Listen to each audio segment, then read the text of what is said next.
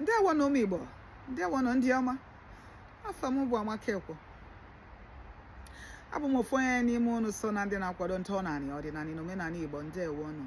Tata bụ 20th August 2025 n'ọgụ afọ ndị bekee, n'ọgụ afọ Igbo. Anyị ka nọ n'ọnwa nke 6, mana anyị na-ava apụ n'ọnwa 6. Ọnwa afọ ga-ava apụta be mkpụrụ ụbọchị 3 kịta ọnwa afọ ga-ava apụta. N'izu Igbo taa bụ Nkwọ. Ndewo nụ. Anyị ekele ụwa na mmụọ niile ya na okike na-alụ ọrụ.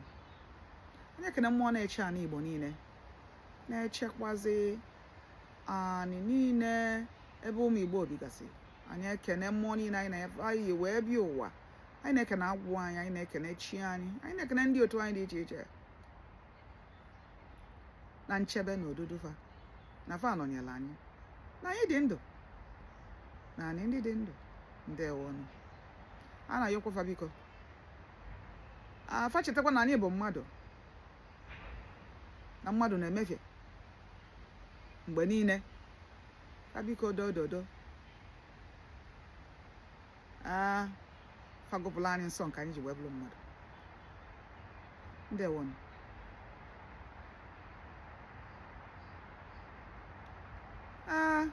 Ụmụ Igbo, nkụzi nke taa bụ ife gbasara ose ọjị. A na-akpọkali ose ọjị, ndị be nna nna akpịa ose agbọ. Ọ bụrụ ose ọjị ka eji ata, ife ọ na-alụ erika. Ndewo nụ. Ife ndị si na m ga-eweta nkụzi a nkọwa bụ maka na afụrụ m ebe Chief Pet Edochie ife onyonyo a ebe a na-awa ọjị, wee sị na nwaanyị ada emeghe ose ọjị.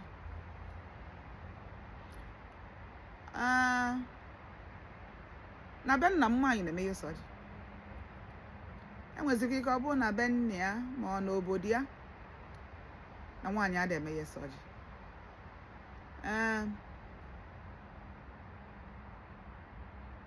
Na be nna m nwaanyị na-emeghe ose agbọ. O nwere n'ala Igbo nwaanyị na-ada generally n'ala Igbo nwaanyị ada afụ nwaanyị ka ọ na-ete nkwụ alie n'ukwu, mana o nwere n'ala Igbo ebe nwaanyị na-alie n'ukwu. Enwere ife dịgasị na be ndị na-adịrọ na be unu. Mana ife gbasalụ ose agbọ etinyelụ na efele ọjị wee bupụta ka awa ọlụ nwoke. Nwoke na-eme ife gbasara ọjị na ife ya na ya yi aga ọfọ ewee taba ọjị. Adịmatụ anyị na nwaanyị ga-abịa na ebe ya bụ ose anyị eji wee lụta ọjị. Mana ife anyị na-akpọ ose ọjị, ose agbọ, abụrụ ose ọjị ka eji ata, ife eji eme erika. Ọkacha ife gbasalụ purification na cleansing, ihe ejocha arụ.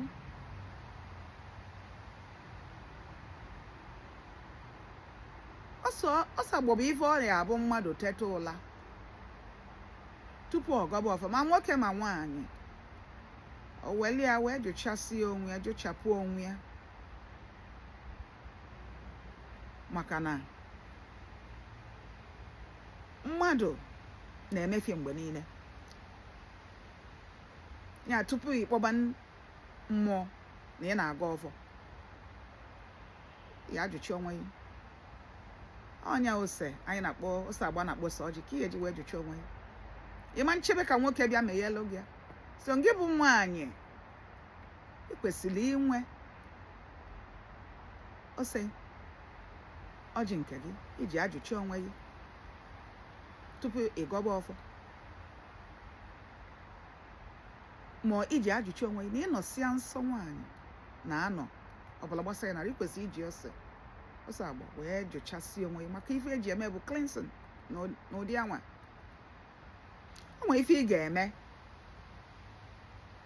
iwere ọsọ, o nwere ka ị ga-esi dafie kpufie item iji perform your personal cleansing. Ya nwoke na-eyuzi ya, nwaanyị na-eyuzi ya. Abụrụ ọsọ nwoke and ọ bụrụ sọ ọjị ka eji ata. Anyị ọ na-adịbụ anyị na-ekwu okwu dị aṅa, anyị ga-adị very careful maka onye emene assume na maka na ịbụ nwoke na aka gị dị ọcha ebunye ya ọjị gị ịwa anya maka na aka gị dị ọcha. Ọ bụrụ eziokwu. Nwoke na-emefie, nwaanyị na-emefie. O nwere onye pụtara ụwa bụ mmadụ na-ada emefie. Ọnya ka anyị ji ajụcha onwe anyị, cleanse onwe anyị, ayọ biko, ayọ forgiveness from time to time na anyị dafie. Nya emi na assume maka na ịbụ nwoke ebunyere gị ọjị gị gọba ọfọ nọ maka na ịbụ nwoke. Ọfọ bụ ịgọkwa n'ọfọ, ịwa ọjị, ịgọ ọfọ wa ọjị abụrụkwa n'ife onye ọbụla nwoke niile ga na-eme, kwesịrị ịdị na-eme. Ịma why? Ọ bụrụ nwoke niile ebunyela ọjị gọọ ọjị ka ọfọ ịgọlụ na-ele. Ụfọdụ ụmụ nwoke akafe alụrụ alụ mmelụsila aka, ọfọfọ na-agụ ada agafesịlị nwere ebe ọ na-eje. Nya ebe na-azụ maka na ịbụ nwoke ọfọ niile ịgọ na-ele. Ọ bụrụ eziokwu. Ife dị na mmụọ esika. Ọnya ka o ji bụlụ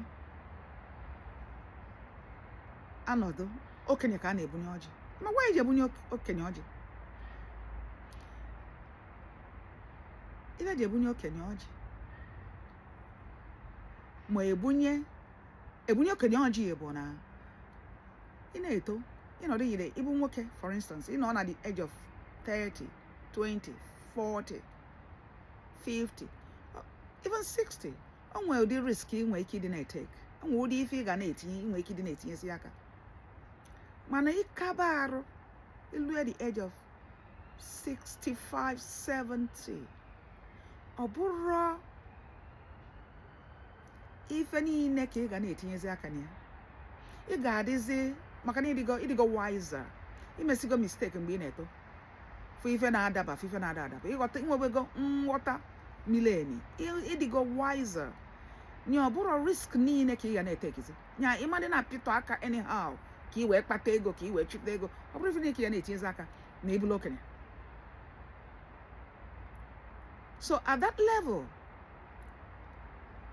anyị ga na-afụtazi gị na ịbụ isogolo na ndị na-akwụ n'eziokwu, akafe akwụ ọtọ most of the time.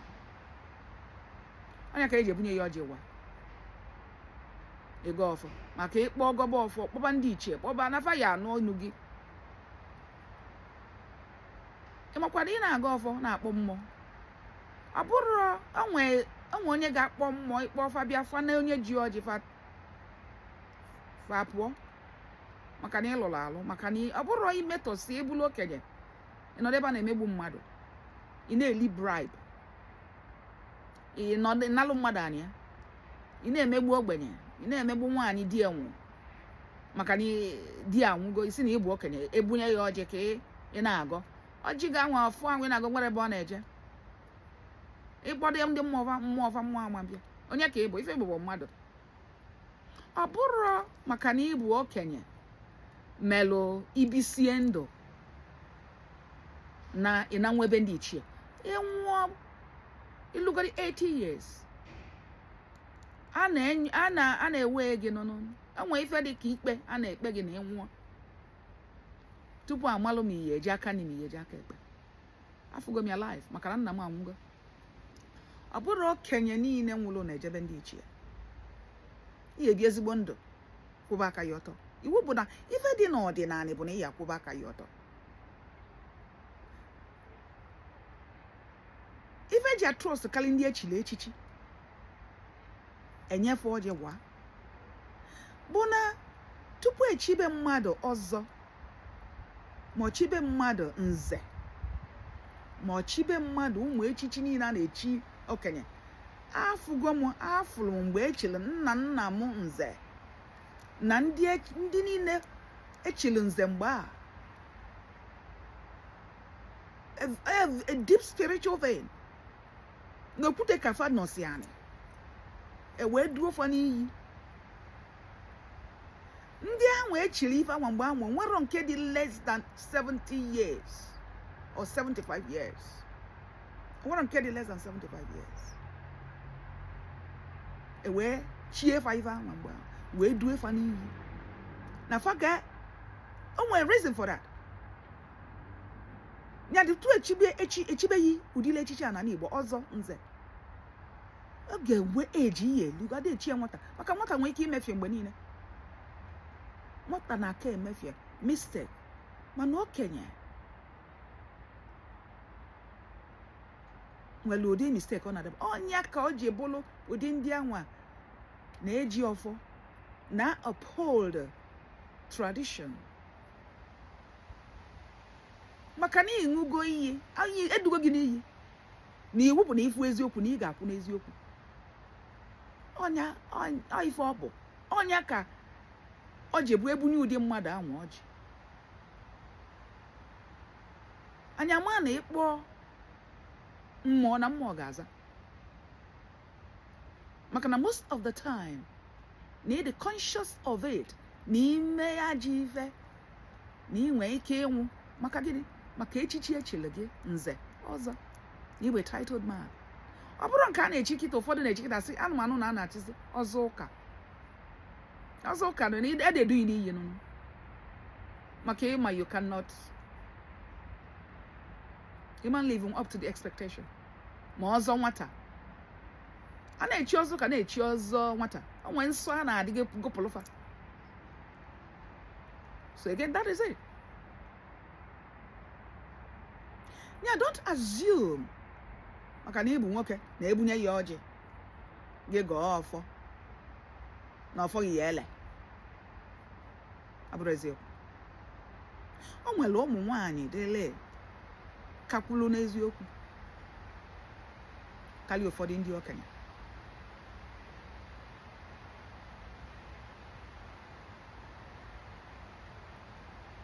Ọnya bụ nwa Igbo ọbụla itetere ya n'ụla imegide ijuchi onwe iwu lọsọ ọjị ose abụ wele jụchasị onwe jụchi onwe makwa na o nwere ebe ya eje nata onwe ụdị njem ya eje nata jụcha onwe ife ịfụgasị n'ụzọ ife imetụsịla aka na ifulu ozu ma imetụlo ịmago ijuchi onwe a normal process. Yeah, the idea of no so personal ikwesị inwe ya na be you na use for your own personal use. So nke isi na nwaanyị ama mme ya abụrụ eziokwu. Maka the idea again going back to osagbo osaoji. Ọ bụrụ na ife eji eme bụ for cleansing and purification ka m gwazie ya eziokwu. Ndị kwesịrị ịdị na-eme ya ụdị ife anwa bụ toddlers, ụmụaka na-amara ife dịka nwa dị from 2 to 4 years old ka ị kwesịrị abụrụ inwere ụdị onye a n'ezinụlọ gị isi anya bịa meghele ya egwu ya ka ọ esi wefi azụ nya gọọlụ ya ọfọ meghele gị ose agba ose anwa ka ga-akalụ ọrụ ose agba nwa ga-akalụ ọrụ. Maka gịnị? Maka na ọ pure heart ụmụaka dị otu aka nwee pure heart. Na ọ bụrụ dịle ịbụrụ nwaanyị nọ period gị were ọsọ gị meghe ịkpọba mmụọ. Ikwesị ịkpọ mmụọ na ịbụ nwaanyị nọdụ nsọ gị ma ọ bụ ịbụrụ nwoke ije ịpịtọsi aka ije ebe a na-ekpe ikpe na ịbụ chief ịnalụ bribe eke bribe ịnalụ ya imetọsịa ụmụ ife a na-emesi kịta iwere ọsọ ọjị gbawa ọsọ ọjị ahụ nwere ife ọ na-alụlụ gị. Ọ ga-aka ya mma na ị chọrọ nwa nọ na be gị a toddler nya biko bịa meghele ya ọsọ because ọjị ọ bụrụ na aka ya lụrụ alụ emeghebe ose ọjị ose ọjị ahụ adịzi unclean. Ose agba ahụ enwezi ife onwe ife ọ ga-alụ nwe ọ bụ na aka ya pịtọla pịtọ iwere ose agba na-agbawa. Forget it, you are just deceiving yourself. O nwere ife ọ ga-alụlụ gị. Ose ọjị ahụ adịgo unclean maka na gị nwa lụrụ alụ. Abụkwa na ị akpọ nwatakịrị natakwa mama ya na papa ya permission. Ọ bụrụ ka na ị nwere toddler na ọ bụ na ị chọọ ka ọ bụrụ nwa na-amara ife na around you ịgwa nne ya biko nwa biko ya mepeke n'elmo ose ọjị. So that's the idea. So it's all about purity. Ọ bụ na ị ga-use an item for cleansing, for purification. Now, I can't make that thing. We say the pure. Otherwise, he may look at the thing. So let's not begin to assume all the time. Na ị gọrọ n'afọ ọbụrụ ka m gwazi ọbụrụ mmadụ nchi agọla ọfọ ka ọbaba na-ele ma dibịa na onwe dị dibịa tata ụla ọ na-ajụcha n'onwe tupu o jebe n'iru mmụọ nke nwa bụ dibịa mmụọ kpọrọ oku mmụọ kpọrọ gị oku nwee ike igbu gị egwego couple of dibịa n'ebe nsi bi na akụkụ be nna m ọ nọ na ọ na-agba afọ mmụọ kugbu ya abụrụkwa ebe some of the things na-afụsị a na-eme na Facebook mmụọ kpọrọ gị oku gị bụ dibịa ịkpọ ọnya ọpụtafụ ka ede yala ede ka ị kwesịrị ede gị bụ dibịa yala ede clean. When I talk about clean, even me able hey nsọ na agụ dibịa erika yala mmụọ ị na-asa bụ nwee ike ikugbu gị instantly. Ife dị n'ọdịnala esika ya ka dị yala ịdị na-emezi ekwu ụmụ ife dị aṅa ọ dị ka ịbụrụ nwoke na ide pure ịbụrụ nwoke ọ bụrụ gị oke ka m nwere ndị ụka malụ yi example ndị na-eje ụka ọ bụrụ na nwoke niile na-eje n'iwe na ịbụrụ na nwoke nwụrụ ije n'iwe ide pure ọ bụrụ eziokwu ọ maka na ịbụ nwoke ịgụ ọfọfọ ele ọ bụrụ eziokwu. If the idea is about being upright, iwu bụ na ị ga-adị upright, iwu bụ na ị ga na-agbalị ife ọjọọ, iwu bụ na ị ga na-asọ nsọ ọnya ndị dị otu a ka gịnị mere ka ọ ga-abụ ịkpọ mmụọ azụ. Ọ bụrụ na ị bụ dibịa ma na ị bụ eze nwanyị from that ị ga-ama mgbe ife ị ga-eje ma starting test ga na-eme gị ị ga-ama ọ bụrụ mmadụ gasị ịgbala ife ọjọọ ọzọ ịma ife nji bidolu gbabala ife ọjọọ ọzọ mgbe m pele ezigbo mpe ụmụaka nwere ụdịrị ụlọ a na ụmụaka na-adị jeme nsolufa jeme enya ndị ọzọ ga-ana free mma nna free anyị igbu m ga-aya ejide m n'ebe ahụ mmadụ niile nwere ike ime mistake na free mana nna m mere mistake nna m ga-ejide m. I got used to that. Ma ndị nkụzi ọ mazialụ m arụ ịgbala ife ọjọọ ọzọ ma mere mistake iwu bụ na ya ejide m ọ ka nsi wee sọba nsọ from ụmụaka tupu m mee ife nchie kie ma ife ọ dịkwa mma na m achọrọ ka ejide m. Ọ bụ na ị bụ onye kwesịrị ịdị na-eme ife dị na mmụọ ọ nwere ka esi akụzi ọkpọfụrụ nwata akụzibelu gị ya keba gị ụtalị ya ike ịgbabala ife ọjọọ ọzọ. So ife nji ekwuli ya bụ na aka gị kwesịrị ịdị ọcha, ị kwesịrị ikwu n'eziokwu mgbe niile, ị kwesịrị ịdị na-agbala ife ọjọọ ọzọ, ị kwesịrị ịbụ an upright human being. Onye a melụ anyị ji ebunye ndị chili echichi ọjị kafa wa gọọ ọfọ na Igbo maka gịnị? Maka na ifụfa ka ndị aka fa wụ ọtọ, ka ndị dị upright, ka ndị na-ada emetọ onye ameli ya na fa dị upright. Ọ bụrụ maka na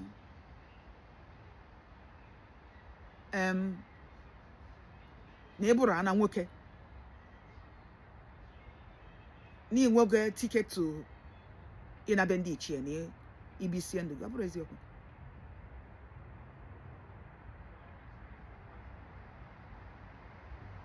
Anyị ga-akpachapụla anya, be very careful ụdịrị ife anyị na-adị na-ekwu.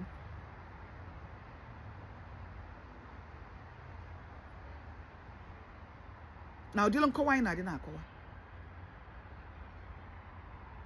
ka anyị wale ihe na-eme assume ụmụ ife na-adịrọ correct. And also nwere mmadụ dị ndụ gị nwa bụ dị okenye ebunye yi maka na ọ nwere nwoke ọ ya abụ nnọdụ ọsọkwa ebula okenye ebunye ọjị wa ọwa ọjị anwa mma mpịa ọjị niile awa ka ị na-ata ọnwa ọjị mmadụ ga-awa ewu anya ọwasị anya ịtala ọnwụ ịtata ụchọ maka onye walanye ọjị ife anyị chọrọ anyị taa ọjị ka anyị tata ndụ na ọ bụrụ ka anyị tata ọnwụ ka anyị tata life not death. That's the idea. So don't assume maka na ịgọlọ ọfọ na ọfọ ya ele onye ka ihe bụ mmadụ onye ka ị bụ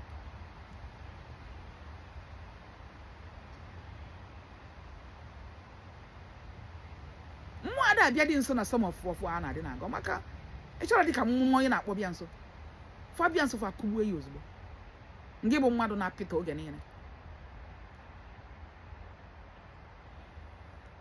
ndị Igbo n'ụmụ Igbo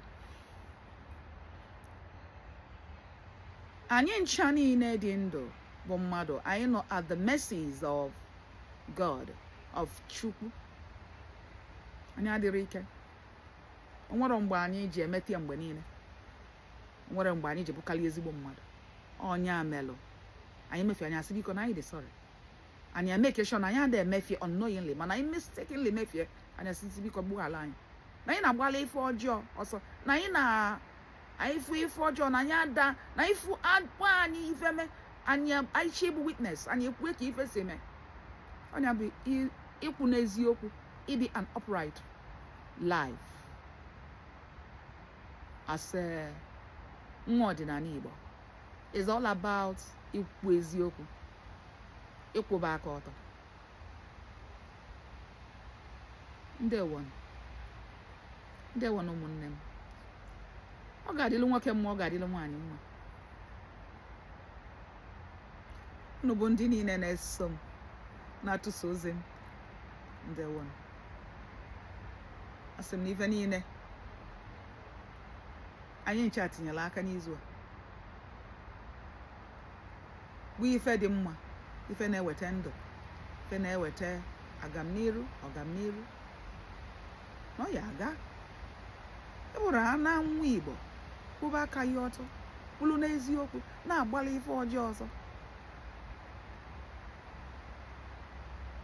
ife ọ bụla itinyela aka ọ bụrụ ha na ife dị n'akala aka gị nọọ ife ịbịala ụwa ime na ime ya na ọ ga-agala ya ọ ya agala ya na gị na chi yere elu na gị na ndị ichie ebe nna ya yere ndị ichie bukwu nne ya yere na gị na mmụọ niile ala kwesịrị ịdị na-eche na-edu gị na afa yelu na ị na-emere ya n'ọfụma asị m na ọ ya agala ya izu a ife niile itinyela aka na ya ọ ya agala ya ọ ya agala ya na eke ọ ya agala gị n'orie ọ ya agala gị n'afọ ọ ya agala gị na nkwọ ndewo na ụmụ Igbo ndewo na ụmụnne m ọ ya adịnụ mgbe ọzọ mgbakọ mesịa m